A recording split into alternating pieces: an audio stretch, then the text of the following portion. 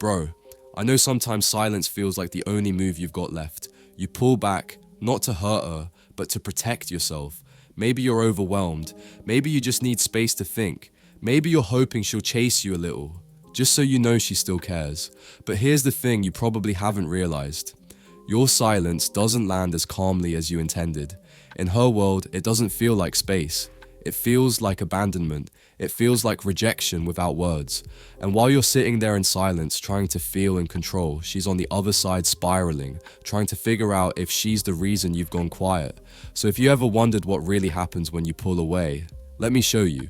Not the surface stuff, the deep, raw, emotional truth. Because she's not just waiting for a text, she's waiting for you. Point 1, she doesn't hear silence, she feels it.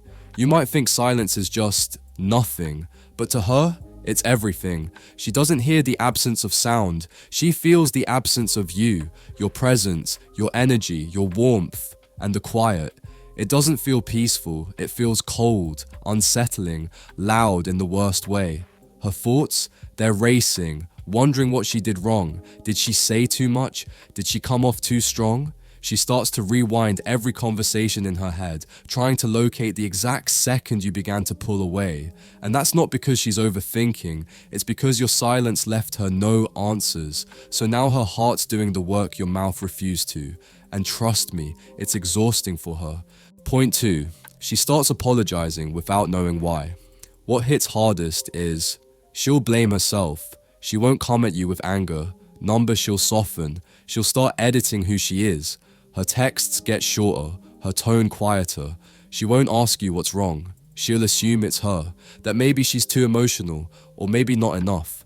She starts to apologize in the way she moves, speaks, exists. Not directly, but silently. You see, your silence creates a vacuum, and she fills it with self-doubt. Every message she considers sending goes through a filter. Will this push him further? Will I come off too much? And slowly, she stops showing up as herself. Not because she wants to, but because she's trying to earn back a version of you that used to make her feel safe. Point 3, she becomes a detective in her own story. Here's where it gets heavy. She starts investigating, not like stalking or obsessing, but emotionally, mentally, she becomes a detective. Because when you left her with silence, you left her with a puzzle. She'll read your old messages, watch your last scene, rewatch the way your tone used to sound. She's not trying to be dramatic. She's trying to find the moment things shifted, trying to make sense of the gap you created but never explained. And what she finds isn't facts, it's fear.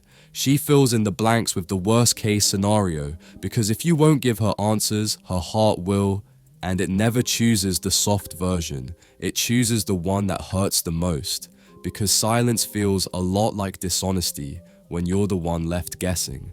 Point 4, she starts matching your energy. Eventually, she stops reaching out, stops calling, stops opening up, and not because she's done, but because she's tired. She's tired of pouring into something that's giving nothing back, so she mirrors you. She goes quiet too, but here's the difference. You went silent to protect yourself. She's going silent to protect her dignity. Her silence isn't revenge, it's exhaustion. And when she finally decides to stop fighting for someone who's made her feel invisible, it's not that she gave up, it's that she realized you already did. She's not being cold. She's healing in the only way she knows how, by no longer begging for what you won't give. Point 5, she rewrites the past. What's wild is that your silence doesn't just change the present, it starts corrupting the past. All the times you made her feel loved, now they feel fake. All those memories you created together, they don't feel safe anymore.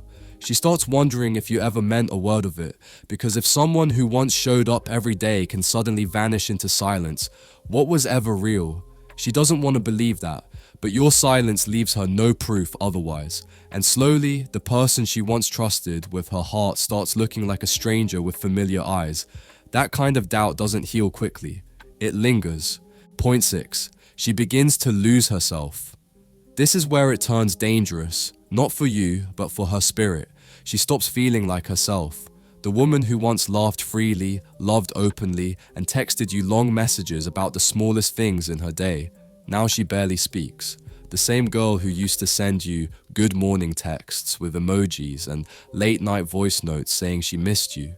She now types, then deletes, and never sends. She doesn't wear her favorite lipstick anymore. She doesn't dance around the room when her song comes on. She used to ask her friends, "Does he love me?"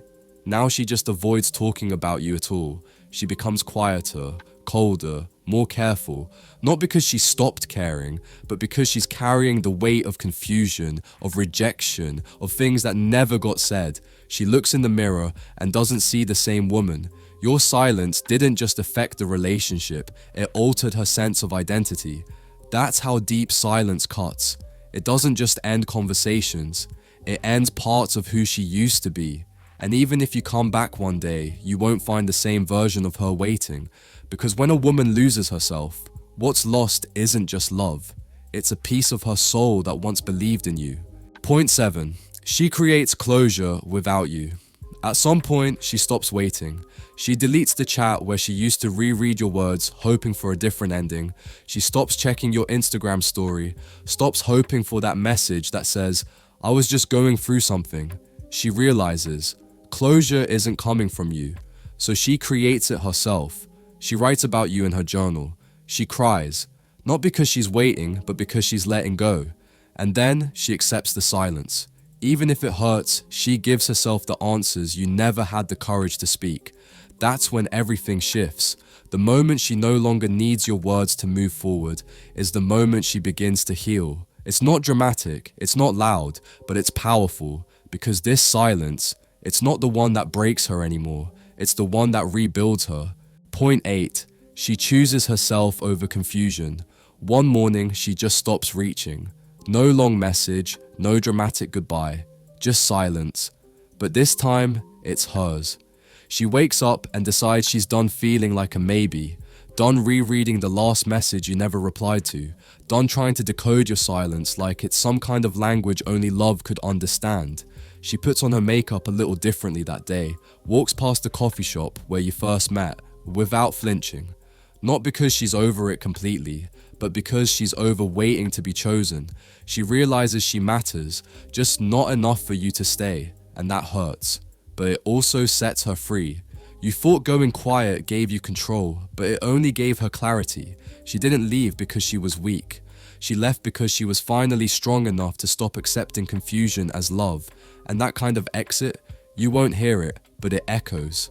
So if you're sitting in silence right now, thinking she's fine, thinking she's probably waiting or overthinking, I'm telling you now, man, that silence is doing more damage than you think. She's not failing your test, she's passing it in the most beautiful way possible, by choosing clarity over chaos, worth over waiting, peace over pain. If you care, speak. If you're unsure, be honest.